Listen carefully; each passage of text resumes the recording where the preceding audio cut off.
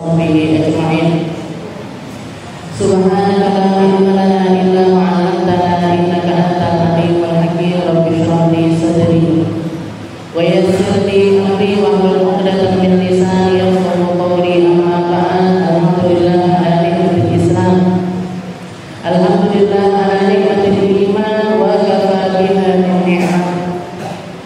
Alhamdulillah, segala puji bagi Allah Subhanahu wa taala yang menyehatkan kita, yang memberikan kesempatan untuk kita, memberikan tempat untuk kita, memberikan wadah untuk kita, agar kita senantiasa bisa berkumpul bersama-sama, ngaji bareng, sholawatan bareng-bareng, nyari perkara-perkara yang kita inginkan menjadi bekal di alam akhirat kita juga bersama-sama. Dikasih kesempatan untuk belajar, dikasih kesempatan untuk bermunajat, dikasih kesempatan untuk bersolawat. Semoga apa yang kita usahakan menjadi penerang untuk kubur kita semuanya, menjadi perkara-perkara yang akan membahagiakan kita dunia akhiratnya, menjadi perkara-perkara yang akan menyelamatkan kita sampai ke surganya Allah Ta'ala, memantaskan diri kita untuk senantiasa bisa berada di belakang panji Nabi kita Nabi Muhammad Sallallahu Alaihi Wasallam, memantaskan kita untuk dekat-dekat sama orang-orang soleh, memantaskan kita untuk dekat-dekat sama hamba-hamba Allah Ta'ala yang mulia, yang dititipi sama Allah Ta'ala Al-Quran, yang dititipi sama Allah Ta'ala Al-Hadis, yang dititipi sama Allah Ta'ala ibadah yang begitu banyak, yang dititipi sama Allah Ta'ala hati yang selamat, sehingga tidak ada kebencian sedikit pun di dalam hati mereka. Semuanya karena keinginan mereka untuk selamat, semua karena keinginan mereka untuk berada di tempat mulia bersama orang-orang mulia, yaitu para nabi dan juga para rasulnya Allah. Kita ngambil secercah cahaya yang mereka bawa, kita ngambil sedikit dari apa yang mereka punya, kita jadikan bekal dari hal-hal tersebut untuk kita mengarungi seluruh kehidupan kita. Karena di dalam usia kita, kita butuh cahaya. Di dalam berumah tangga kita butuh cahaya. Di dalam keadaan apapun yang ada dalam diri kita, senantiasa kita membutuhkan cahaya. Sebagaimana surat yang kita bahas setiap bulannya, yaitu surat An-Nur, surat yang berarti adalah cahaya, yang surat yang Allah Ta'ala jadikan sebagai penerang di dalam kehidupan kita. Semoga apa yang kita pelajari ini bisa kita resapi dengan hati kita, menjadi manfaat untuk diri kita, merubah kita menjadi hamba-hamba Allah Ta'ala yang semakin baik dan semakin baik setiap harinya. Kita masih di dalam surat An-Nur. Ila an qala Allah Ta'ala fi kitabihil aziz, Allahu nurus samawati wal ard, mathalu nurihi kamishkatin fiha misbah, al-misbahu fi zujajah, az-zujajatu ka'annaha kawkabun durriyyun yuqadu min syajaratin mubarakatin zaitunatin la syarqiyatin wala gharbiyah yakadu zaituha yudhi'u walau lam tamsashu nar, nurun ala nur, yahdillahu li nurihi man yasha wa yadribullahu al-amthala lin-nas wallahu bikulli syai'in alim. Kita sampai kepada ayat yang membahas tentang cahayanya Allah. Dan surat An-Nur ini dinamakan dengan surat An-Nur karena di dalamnya ada ayat yang akan kita bahas ini. Ayat yang mengatakan Allahu nurus samawati wal ard. Allah merupakan cahaya di langit serta di bumi. Allah memberikan bentuk cahaya-cahaya hissiyahnya untuk kita memahami cahaya-cahaya ma'nawiyahnya. Allah Ta'ala menjadikan berbagai macam cahaya di atas langit. Allah Ta'ala menjadikan berbagai macam cahaya di atas muka bumi ini agar kita bisa mempelajari tentang hakikat cahaya itu sendiri, tentang kegunaan cahaya itu sendiri, tentang efek dari cahaya itu sendiri. Allah memberikan perumpamaan tentang dirinya dengan kalimat cahaya. Allah nurus samawati wal ard. Allah merupakan cahaya langit, cahaya bumi. Allah adalah penerangan langit, penerang bumi. Allah yang memberikan cahayanya di langit dan Allah yang memberikan cahayanya di bumi. Para ulama mengatakan tafsir dari nurus samawati wal ard ay khaliqun nur fis samawati bisyamsi wal qamari wan nujum wal kawakib wal arash wal malaikah. Allah memberikan penerangan di atas langit dengan cara Allah Ta'ala menciptakan matahari, menciptakan bulan, menciptakan bintang-bintang, menciptakan arasy-Nya Allah, serta menciptakan para malaikatnya untuk menghuni atas langit ini dengan berbagai macam cahaya. Wa khaliqul fil ard wa fil ardi bil masabih was siraj was syumus wal anbiya wal ulama was salihin.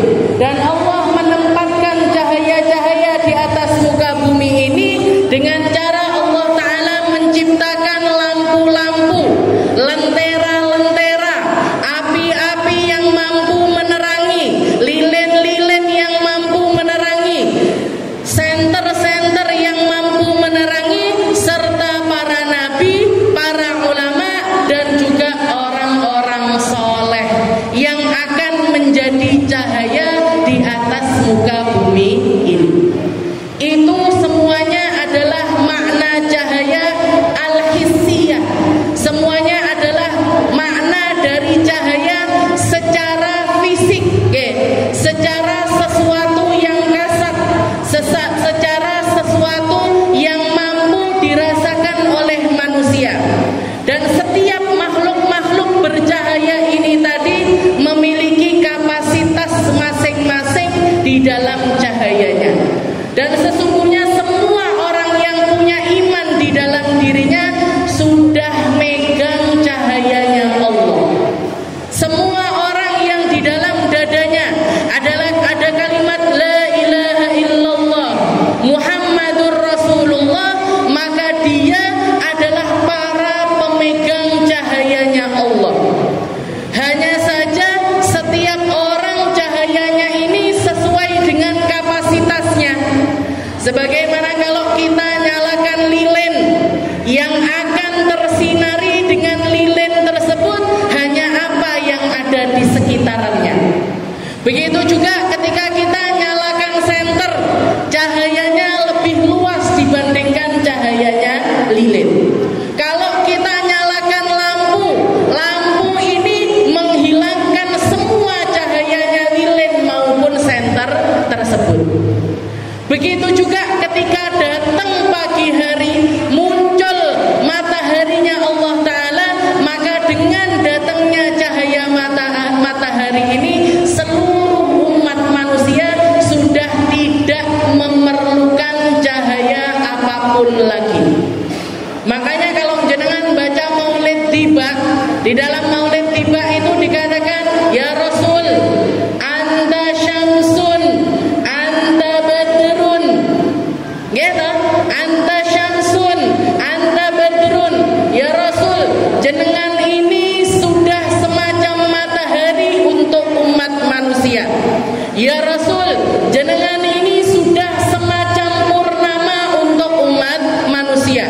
Ketika cahayanya Nabi Muhammad muncul di dalam kehidupan kita, kita tidak akan memerlukan cahaya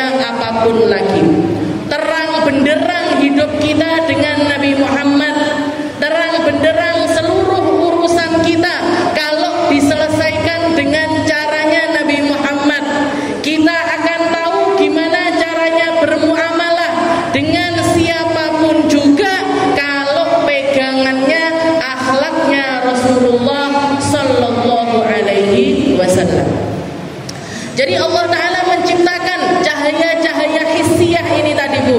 Di langit ada bulan, ada bintang, ada matahari, ada malaikat-malaikatnya Allah, ada arasy-Nya Allah. Sedangkan di bumi ada yang namanya lampu-lampu, penerang-penerang. Setelah itu Allah Ta'ala menjadikan yang berjalan di atas muka bumi ini manusia-manusia paling bercahaya, yaitu para nabi dan juga rasulnya Allah. Setelah itu diiringi di belakangnya para ulama-ulamanya Allah, orang-orang soleh yang mengikuti jejaknya Rasulullah Sallallahu Alaihi Wasallam. Mereka semuanya adalah cahayanya Allah. Cahaya Allah Ta'ala al-hissiyah yang mampu dirasakan oleh manusia. Kita jenengan rasakan sebelum jenengan kenal pengajian dengan setelah jenengan kenal pengajian, apa yang berubah dari hidupnya. Kalau sore-sore kayak gini dulu zaman jahiliyah, dulu zaman gak ngerti ngaji, dulu zaman gak paham seperti apa harusnya ngisi waktu. Kira-kira kalau sore-sore ngeten iki nyapa Bu? Makan jagung godok Ustazah, nyemil-nyemil di depan TV sama nonton gosip-gosip. Artis ini beli rumah baru, artis ini cerai sama suaminya, artis ini tukaran karo koncone. Nggih napa mboten? Kok gininya ragu-ragu? Ragu-ragu di dalam keyakinan ini namanya. Nggih, saya ngerti Bu, saya paham aja kayak gimana orang ngisi waktunya kalau mereka itu nggak kenal dengan kajian. Nggih, yang dulunya kalau kumpul-kumpul semacam itu, nggih, paling ya seputar karaokean, gosip sana, gosip sini, ngomongin temennya yang sana, ngomongin temennya yang sini. Kalau nggak gitu yang agak serius, ngomongin tentang masalah politik yang dia sendiri bingung cara ngomonginnya itu gimana. Yang dibahas itu apa? Tapi sok-sokan kayak orang ngerti politik. Ini mak-mak nom ini kayak gitu. Tapi begitu kenal kajian, oh sore saya ngaji di sini. Nanti yang pagi ada kajian ini, kajian ini, kajian ini. Nanti kalau yang pengen nambah lagi, saya mau belajar Al-Quran sama Ustazah ini.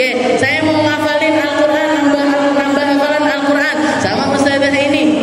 Jenengan akan merasakan cahaya-cahaya ilmunya Allah ketika jenengan dekat sama separa pemangku cahaya tersebut. Al-Quran ini isinya cahayanya Allah. Para ulama ilmunya ilmu cahayanya Allah. Orang-orang soleh hikmah yang keluar dari lisan mereka juga adalah cahaya-cahaya dari Allah. Ini semuanya adalah cahayanya Allah Ta'ala yang Allah Ta'ala tebarkan di langit dan juga di bumi. Allahu nurus samawati wal ardh. Allah adalah penerang di langit dan juga di bumi.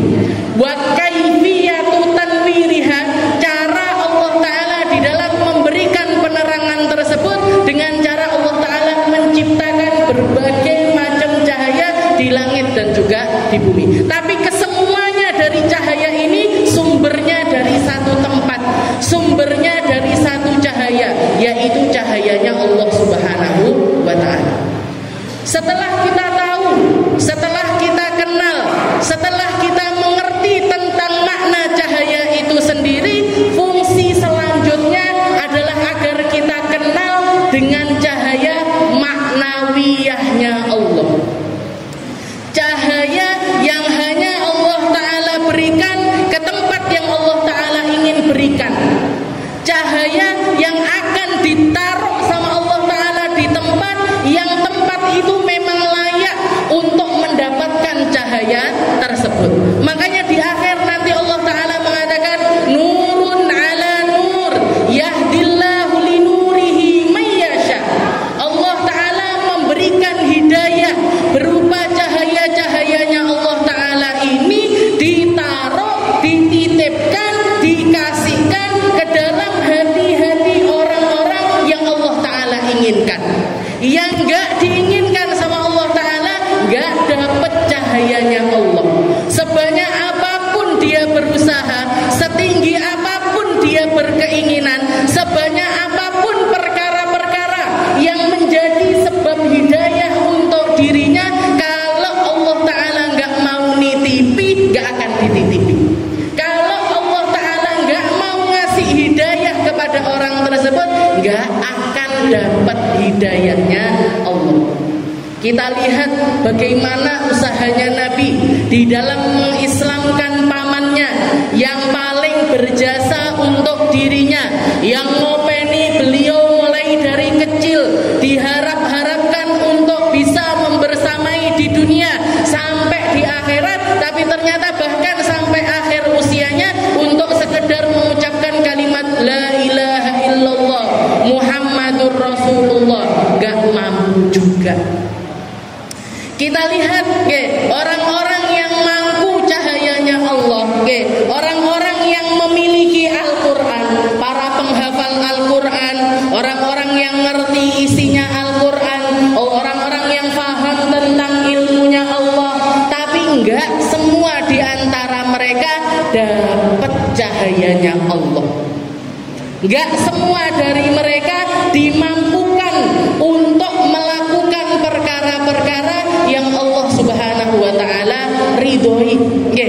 Kita kenal satu orang dari akhir zaman ini yang tinggal di daerah Turki. Kalau jenengan kenal, di sana ada satu pemimpin. Dulunya dia ini bernama Kemal Atatürk. Jadi orang yang pernah jadi presidennya Turki, dan orang ini Kemal ini tadi, dia mulai dari umur 10 tahun sudah hafal Al-Quran. Umur 10 tahun sudah hafal Al-Quran, Bu. Tapi ketika dia sudah dewasa, bahkan menjadi pemimpin negara, keluar statement dari dirinya, Al-Quran ini sudah gak relevan lagi untuk umat zaman ini. Yang sampai akhirnya dia yang menghapuskan azan di masjid-masjid. Dia yang melarang perempuan-perempuan keluar rumah pakai jilbab. Dia yang menjadikan negeri Turki ini yang dulunya basicnya pakai kekhalifahan Utsmaniyah, kekhalifahan yang ngambil dari cara pemerintahannya Rasulullah SAW, diganti sama dia menjadi sekulerisme. Terkenal ini. Apa orang nggak ngerti? Ngerti, Bu. Apa orang nggak pinter? Pinter, Bu. Bahkan hafal Al-Quran mulai dari umur 10 tahun. Tapi ternyata kalau nggak dikasih cahayanya Allah, sebanyak apapun alasannya dia untuk selamat, dari segi ilmunya, dari segi akhlak, dari segi dari segi Al-Qurannya, dari segi pemahamannya, dari segi nasabnya, dari segi jabatannya, kalau nggak dikasih cahaya sama Allah Ta'ala, semua ini menjadi sesuatu yang habaan manthura, kayak debu yang berterbangan, nggak ada artinya, nggak ada nilainya. Gak ada artinya, gak ada nilainya. Kalau dulu ribuan tahun sebelumnya juga ada seseorang yang disebut-sebut oleh Rasulullah SAW. Nabi Muhammad SAW suatu hari manggil Sayyidina Ali bin Abi Thalib. Ya Ali, man ashqal qaum? Wahai Ali, saya tanya kepada kamu, wahai Ali, siapakah orang yang paling celaka di antara kaum-kaum yang pernah ada, yang pernah diciptakan sama Allah Ta'ala? Siapa di antara mereka ini manusia yang paling celaka? Maka Nabi Sayyidina Ali mengatakan, ya Rasul, orang yang paling celaka adalah orang yang menyembelih untanya Nabi Allah Saleh. Orang yang salah satu manusia yang hidup di zamannya Nabi Allah Saleh, ketika Nabi Allah Saleh mengatakan, biarkan unta ini minum dari sumur ini, tapi ternyata orang tersebut justru malah nyembelih untanya Nabi Allah Saleh. Yang diabadikan juga di dalam Al-Quran. Allah Ta'ala mengatakan wa arsala ashqaha. Gimana? Fadamdam alaihim rabbuhum bidambihim fasawwaha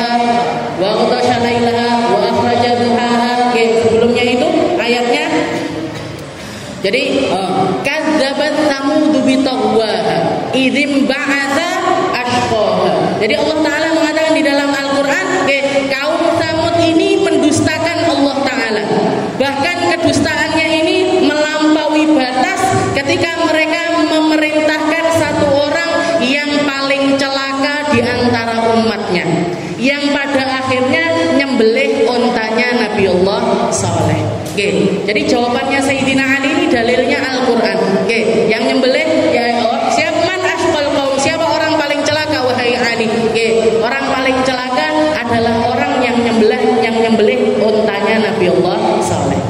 Maka Nabi Muhammad mengatakan, wahai Ali, huwa minal awwalin, huwa ashqal qaumil awwalin. Dia orang paling celaka dari golongan awal. Wa man ashqal qaum minal akhirin. Siapa kiranya orang yang paling celaka dari golongan akhir zaman wahai Ali? Maka Sayyidina Ali mengatakan, Allah wa rasuluhu a'lam. Tak ngerti ya Rasul, yang ngerti cuman Allah dan juga Rasulnya. Maka Nabi Muhammad mengatakan, wahai Ali, ketahuilah, ashqal qaum minal akhirin, orang paling celaka pada zaman akhir ini adalah dia yang nantinya akan membunuh dirimu.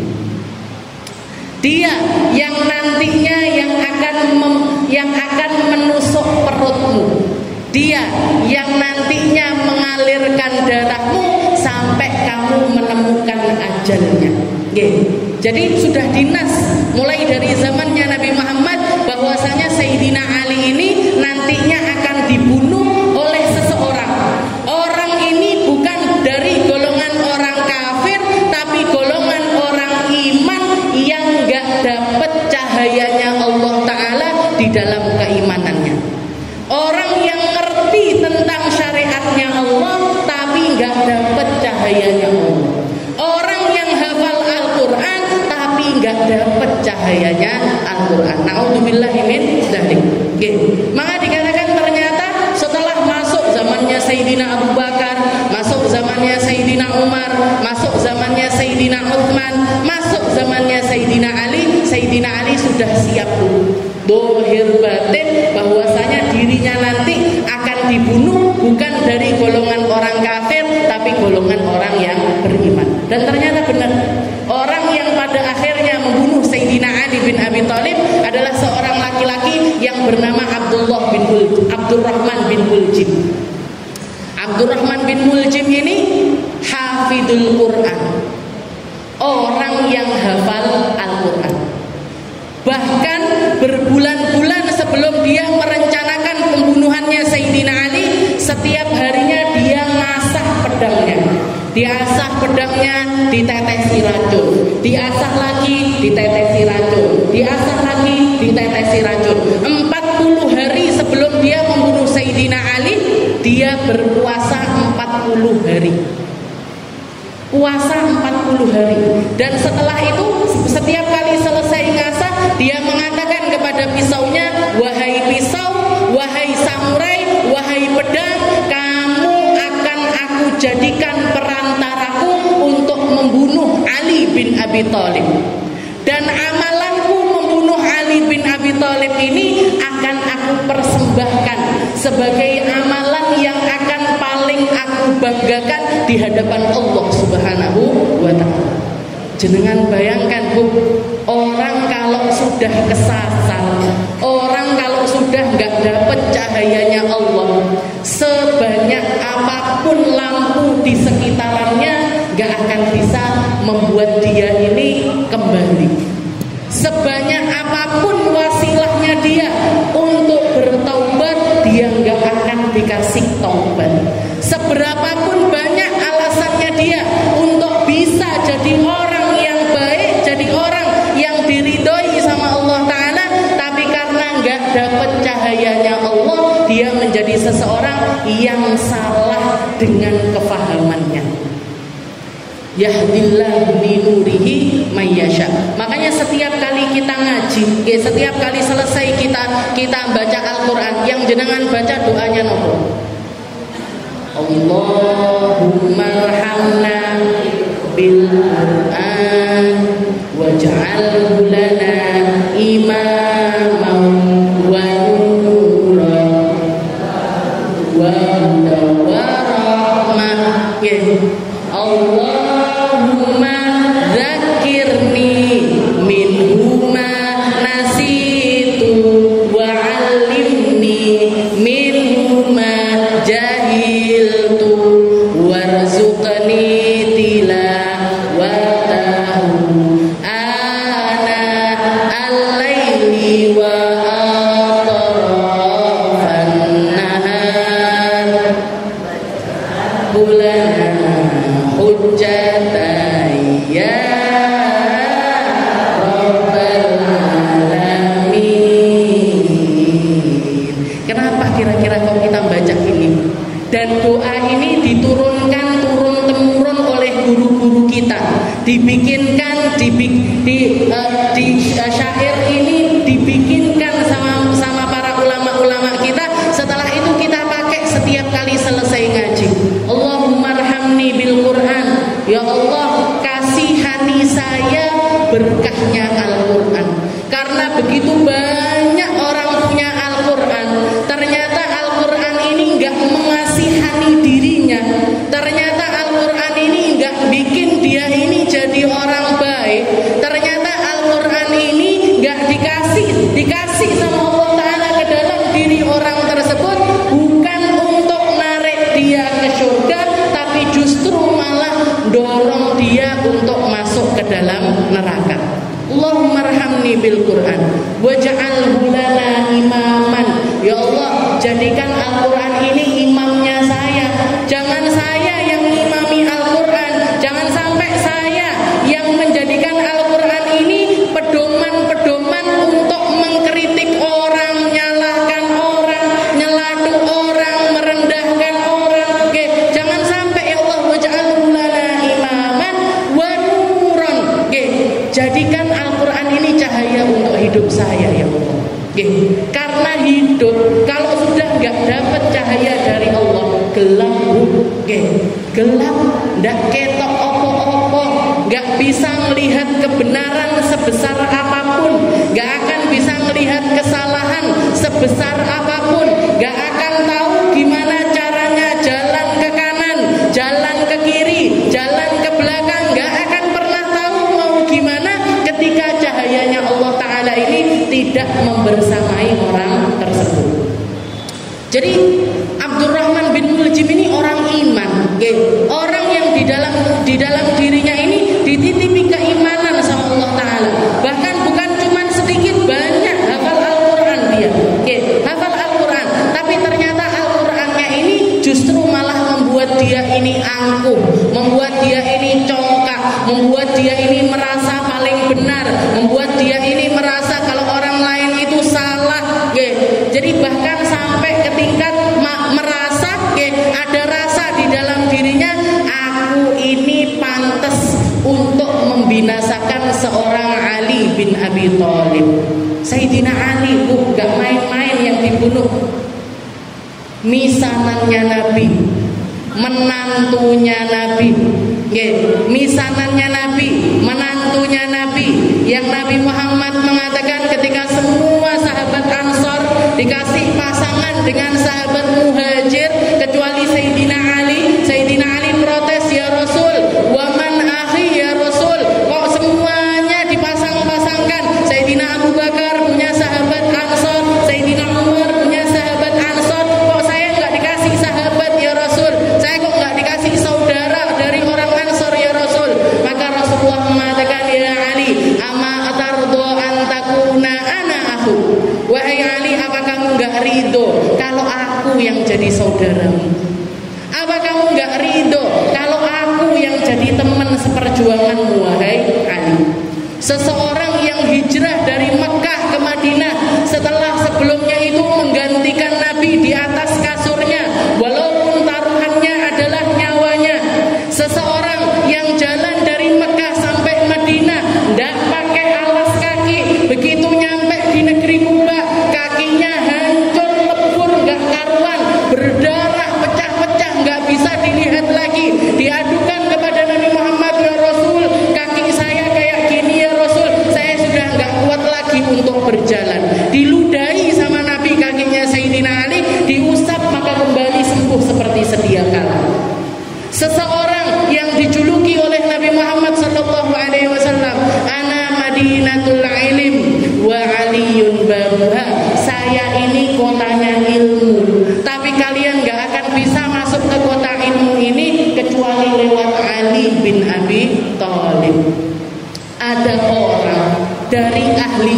Quran, hafal Al-Quran, merasa pantas untuk membunuh seorang Ali bin Abi Thalib. Karena apa, Bu? Tidak dapat cahayanya Allah. Nggak dapat cahayanya Allah. Makanya kita selalu, kita mintanya sama Allah Ta'ala ini yang benar. Kalau kita nggak bisa ngomong, nggak bisa doa dengan cara yang benar, ambil doa-doa yang dikarangkan oleh para guru-guru kita, yang disusunkan oleh para ulama-ulama kita. Setiap kali saya mau ngaji, biasanya kalau jenengan ikut pengajian-pengajian saya di tempat yang lainnya, mesti permulaannya itu ada doanya. Allahumma inna nas'aluka fahman nabiyyin wa hifdzal mursalin wa ilhamal malaikatil muqarrabin. Ya Allah, kasih saya faham, bukan faham menurut diri saya sendiri, bukan faham tentang nafsu saya sendiri, bukan faham tentang keinginan saya sendiri, tapi fahamnya para nabi, faham yang seperti fahamnya para nabi, faham yang seperti fahamnya para rasul. Allahumma inna nas'aluka fahman nabiyyin wa hifdzal mursalin. Kalaupun saya hafal Al-Quran, hafal hadis, hafal kalimat-kalimat syair, hafal kalimat-kalimat nasihat, hafal kalimat-kalimatnya para ulama, bukan tentang banyak-banyakan hafalan, bukan tentang pinter-pinteran, tapi pengen dapat hafalan yang manfaatnya itu seperti manfaatnya para rasul. Wa ilhamal malaikatil muqarrabin. Minta juga, ya Allah, kalaupun kita ini dapat ilham, semua di antara kita ini setiap waktu dapat ilham, Bu. Tapi kok enggak ada Ustazah bisik-bisiknya di sini. Enggak kerasa jenengan. Allah Ta'ala mengatakan di dalam Al-Qur'an, fa'alhamaha fujuraha wa taqwaha. Semua di antara kita ini selalu diilhami sama Allah. Mau takwa atau mau jahat, mau baik atau mau enggak baik, mau benar atau mau enggak benar, mau lurus atau mau enggak lurus, itu selalu. Jenengan mau berangkat punya pilihan, budal apa enggak. Jenengan ketika tengah-tengah jalan bahkan enake ngliwati pasar Ngemplak, menggok ngene omahe Bu Apit apa tuku jeruk ae. Punya pilihannya. Kalau misalkan jalan ke sana lagi, enake ngene luwe mangan dhisik apa piye. Fa'alhamaha fujuraha wa taqwaha. Semua orang itu dapat kesempatan, dapat ilham baik, dapat ilham enggak baik. Maka yang kita minta sebelum setiap ngaji ini, wa ilhamal malaikatil muqarrabin. Minta ilham seperti ilhamnya para malaikat. Ilhamnya para malaikat ini gimana, Bu? Takwa tok, enggak pernah yang fujur. Takwa terus, enggak pernah kepikiran untuk menyalahi aturannya Allah. Enggak pernah punya pikiran selain dari apa yang diperintahkan sama Allah. Malaikat itu kalau disuruh sujud terus sampai akhir zaman. Kalau disuruh rukuk terus sampai akhir zaman. Disuruh bertasbih terus sampai akhir zaman. Enggak pernah punya pikiran untuk nyalahi apa yang diperintahkan oleh Allah Subhanahu wa Ta'ala. Angel ini saudara, angel. Kenapa kok kita minta wa ilhamal malaikatil muqarrabin? Ya Allah, minta ilham kayak ilhamnya para malaikat. Minimal kalaupun enggak jadi malaikat, mirip kayak malaikat. Minimal kalau enggak seperti malaikat di dalam kelakuannya, dekat-dekat sama para malaikat-malaikatnya Allah Ta'ala. Jadi seperti ini keadaannya. Makanya dikatakan di sini Allah nurus samawati wal ardh. Allah itu cahaya langit, cahaya bumi.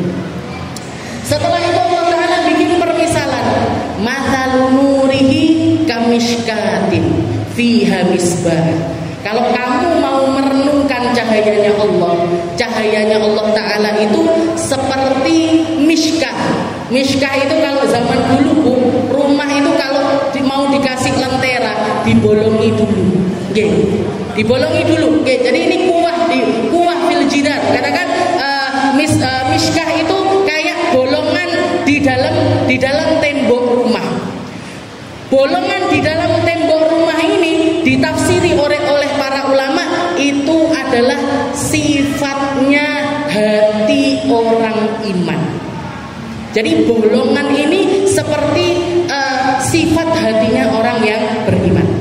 Makanya dikatakan Allah mathalun nurihi kamishkah. Permisalan cara pencahayaannya Allah Ta'ala ini seperti sebuah lentera yang diletakkan di dalam mishkah. Yang diletakkan di dalam bolongan rumah ini tadi. Setelah itu apa? Kamishkatin fiha misbah. Al-misbahu fi zujajah. Ini lentera, enggak sembarang lentera, tapi lentera yang terbuat dari cermin-cermin di semua sisinya.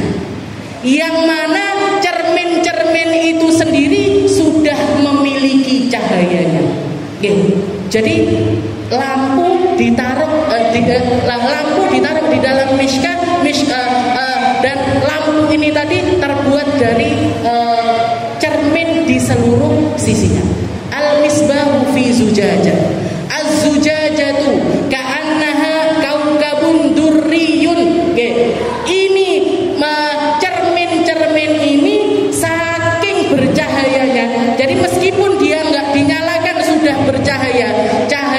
Cahayanya ini sudah semacam bintang gemintang yang ada di atas langit.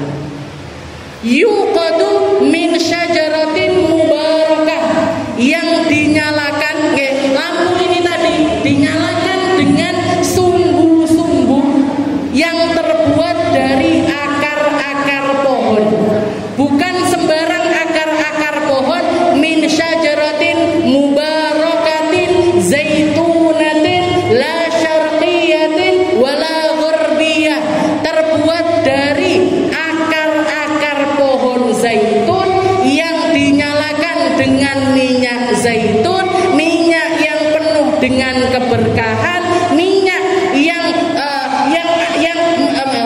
kapasitas minyaknya ini datang dari tempat yang paling afdol, yaitu la syarqiyah wala gharbiyah, bukan zaitun yang asalnya dari negeri barat, bukan zaitun yang asalnya dari negeri timur, tapi zaitun yang datang dari negeri yang ada di tengah-tengah. Para ulama mengatakan yang dimaksud di situ adalah negeri Syam. Negeri Syam itu kalau sekarang kita mengatakan itu antara Palestina dan juga tempat-tempat yang ada di sekitarannya, Mesir dan lain sebagainya. Terkenal dengan zaitunnya yang paling mahal, zaitunnya yang punya kapasitas nomor 1, la syarqiyatin wala gharbiyah.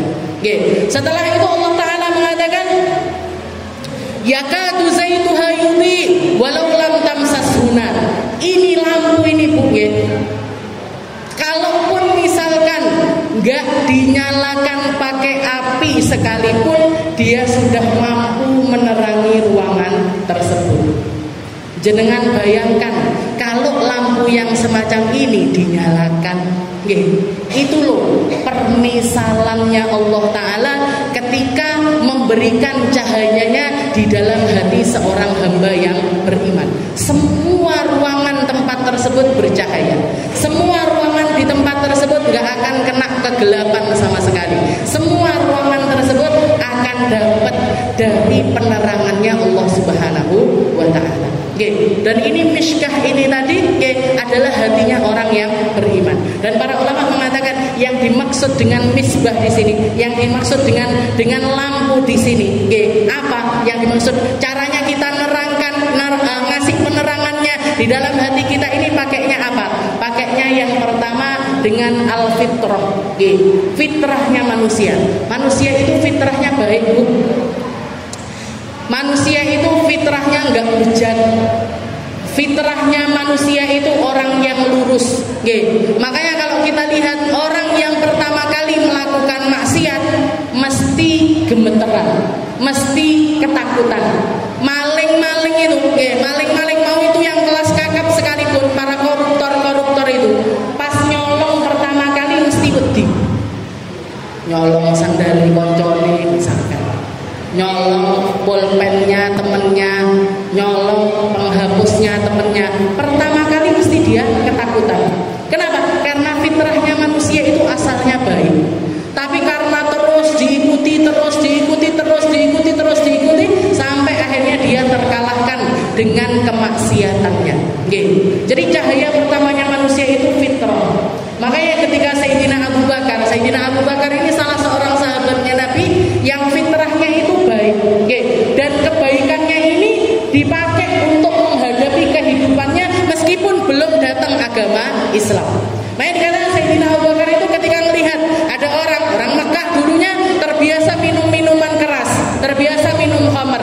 Ketika melihat ada orang minum khamr, ketika melihat ada, masih kecil Sayyidina Abu Bakar, melihat ada orang minum khamr, setelah minum khamr ngelepas celananya, berak di pinggir jalan. Setelah berak di pinggir jalan, diambil beraknya tadi dimakan.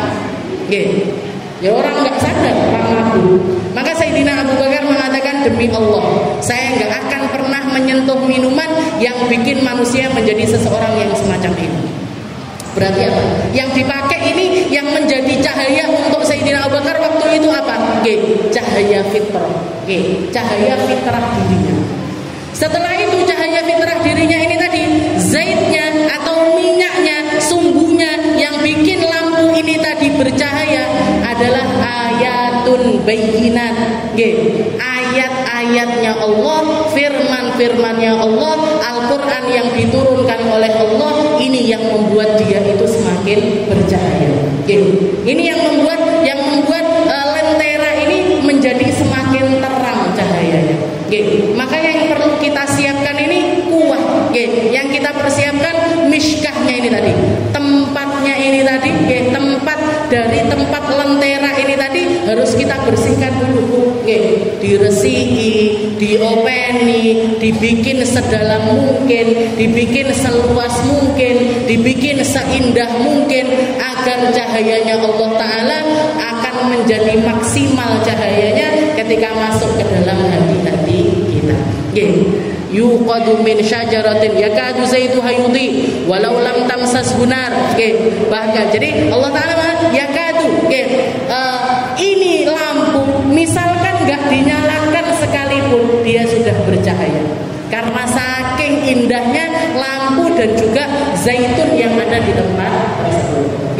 Baru setelah itu Allah Ta'ala mengatakan yahdillahu nurun ala nur. Jadi Allah Ta'ala mengatakan, kalau kamu pengen tahu tentang cahayanya Allah, kalau kamu pengen tahu tentang hakikatnya Allah, Allah Ta'ala itu cahaya di atas cahaya, cahaya di atas cahaya. Kalau kamu melihat sesuatu yang terang, Allah Ta'ala lebih terang dari itu.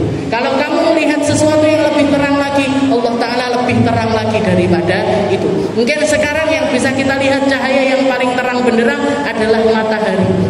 Tapi ketahuilah, matahari ini cahayanya Allah Ta'ala jauh lebih terang daripada matahari itu sendiri. Kalau matahari yang merasakan cahayanya luarannya kita, fisiknya kita, yang membuat tumbuh-tumbuhan jadi subur, yang membuat semua tanaman-tanaman bisa tumbuh dengan indahnya, bunga-bunga mekar-mekar ini semuanya karena ada cahaya matahari. Tapi ketahuilah Bu, cahayanya Allah Ta'ala ketika masuk ke dalam diri seseorang, yang akan tumbuh di dalamnya ini lebih indah daripada apa yang bisa ditumbuhkan oleh matahari yang bisa kita lihat. Nurun ala nur. Nur ala nur, cahaya di atas cahaya. Wa yahdillahu linurihi may yasha. Dan yang dikasih cahaya sama Allah Ta'ala adalah mereka-mereka yang Allah Ta'ala kehendaki. Siapa yang pengen, Allah Ta'ala pengen ngasih cahaya ke orang ini, dikasih. Pengen ngasih cahaya ke orang ini, dikasih. Random. Jadi yahdillahu linurihi may yasha wa yadribullahul amthala linnas. Dan yang semacam ini Allah Ta'ala ngasih percontohan kepada manusia, bukan untuk tujuan apa-apa, tapi untuk menunjukkan, untuk mendekatkan pikirannya manusia untuk memahami Allah Subhanahu wa Ta'ala, untuk lebih kenal sama Allah, untuk lebih paham tentang hakikatnya Allah. Tapi Allah Ta'ala istilahnya ya ini masuk di dalam ayat mutasyabihat, masuk ke dalam kategori ayat yang dimiripkan. Jadi zatnya Allah Ta'ala dimiripkan dengan sesuatu yang bisa diterima oleh akal yang bisa diterima oleh akalnya manusia. Maka di dalam ilmu akidah kita kalau ketemu ayat-ayat semacam ini, nggak boleh membayangkannya secara fisik. Ketika jenengan Allah nurus samawati wal ardh, Allah itu cahaya. Jangan dianggap berarti Allah Ta'ala itu cahaya seperti cahaya yang kita lihat. Bukan, Bu. Hakikat ini pendekatannya. Tapi hakikat cahayanya Allah Ta'ala itu cahaya. Tapi cahayanya Allah Ta'ala tanpa bagaimana, tanpa seperti apa. Tanpa bagaimana, tanpa seperti apa. Gak bisa kita gambarkan Allah Ta'ala itu berarti cahaya, kumpulan cahaya. Gak bisa. Sama halnya kayak ketika Allah Ta'ala mengatakan ya Muhammad innaka bi'ayunina, wahai Muhammad kamu itu ada di depan kedua mata kami. Maka kita gak boleh bayangkan Allah Ta'ala berarti punya mata yang sama dengan bola mata kita. Kalla hasya wa kalla. Ini harus jauh-jauh dari dalam pemikiran kita. Karena manusia orang Ahlus Sunnah wal Jamaah di dalam ibadahnya kepada Allah Ta'ala, di dalam keyakinannya kepada Allah Ta'ala, laisa kamitslihi syai'un mukhalafatun lil hawadith. Salah satu sifat wajibnya Allah itu berbeda dengan makhluk. Berbeda dengan makhluk. Gak bisa disamakan dengan makhluknya. Kalaupun Allah Ta'ala ngasih hal-hal yang semacam ini, clue semacam ini, itu semata-mata untuk mendekatkan pikirannya manusia untuk memahami Allah Subhanahu wa Ta'ala. Jadi dua metodenya, ada at-tafwid wa ta'wil. Pakai cara tafwid, nyerahkan kepada Allah. Allah itu cahaya, tapi cahayanya Allah Ta'ala ini tanpa gimana, tanpa seperti apa. Atau pakai metode at-ta'wil. Caranya para ulama yang punya kapasitas di dalam menafsirkannya. Maksudnya cahayanya Allah Ta'ala adalah Allah Ta'ala ini ketika seseorang itu kenal sama Allah, masuk di dalamnya cahayanya Allah Ta'ala, seluruh kehidupannya akan menjadi terang benderang. Yadribullahul amsala linnas wallahu bikulli syai'in alim. Allah Ta'ala semata-mata ngasih contoh-contoh kepada manusia agar mereka memahami Allah. Wallahu bikulli syai'in alim. Dan ketahuilah bahwasanya Allah Ta'ala itu maha mengetahui dengan segala sesuatu. Ini adalah ayat yang sebab penamaan surat ini karena adanya ayat ini. Allahu nurus samawati wal ardh. Mungkin Allah Ta'ala ngasih cahaya kepada kita, nambah terus cahaya untuk kita, ngasih cahayanya mata, ngasih cahayanya telinga, ngasih cahayanya hidung, ngasih cahayanya mata, ngasih cahayanya tangan, ngasih cahayanya kaki, ngasih cahayanya seluruh kehidupan kita penuh dengan cahaya. Dan semoga Allah Ta'ala ngasih kita cahaya dari depan, dari belakang, dari kanan, dari kiri, dari atas, dari bawah kita, sehingga kita bisa menjadi cahaya-cahaya penerang pertama untuk diri kita sendiri, setelah itu untuk keluarga kita, setelah itu untuk orang-orang yang ada di sekitaran kita, setelah itu untuk masyarakat umum yang lainnya. Dan semoga kita semuanya dijadikan sama Allah Ta'ala sebagai penerang-penerang dimanapun kita berada. Orang-orang yang disenangi ketika datang, yang dirasakan manfaatnya ketika kita datang, yang dirasakan keindahannya begitu kita datang, yang bisa dirasakan nikmatnya ngobrol dengan kita, nikmatnya dengarkan apa yang keluar dari kita, nikmatnya berkumpul dengan orang-orang semacam kita. Dan semoga kita, anak cucu kita, orang tua kita, semua orang yang kita sayangi dikasih cahayanya dunia akhirat, diterangi kuburan kita nantinya, diterangi alam akhiratnya kita nantinya, sampai kita masuk ke dalam tempat yang paling bercahaya, yaitu di dalam surganya Allah Subhanahu wa Ta'ala. Tidak masuk di dalam tempat yang penuh kegelapan, yaitu nerakanya Allah Subhanahu wa Ta'ala. Dan semoga kita, orang yang ada di sekitaran kita, semua orang yang kita sayangi, dijaga untuk selalu dapat cahayanya Allah, dikasih tambahan cahaya dari Allah, dikasih keindahan cahaya yang datangnya, sumbernya dari sang pembawa cahaya, sang pemberi cahaya, yaitu Allah Subhanahu wa Ta'ala. Dikenalkan, didekatkan dengan manusia yang paling banyak membawa cahaya, yaitu Nabi kita, Nabi Muhammad SAW. Dan di akhir usia kita, semoga kita dikasih sama Allah Ta'ala waktu saat-saat di mana ajal kita ini dicabut sama Allah Ta'ala, dikasih cahayanya lisan, sehingga kita mampu mengucapkan kalimat la ilaha illallah Muhammadur Rasulullah, meninggal dalam keadaan iman, meninggal dalam keadaan Islam, meninggal dalam keadaan penuh membawa ridho dari Allah Subhanahu wa taala. Ala hadhihi niyyah wa ala kulli niyatin salihah wa ila hadratin Nabi Muhammad sallallahu alaihi wasallam bisirril Fatihah.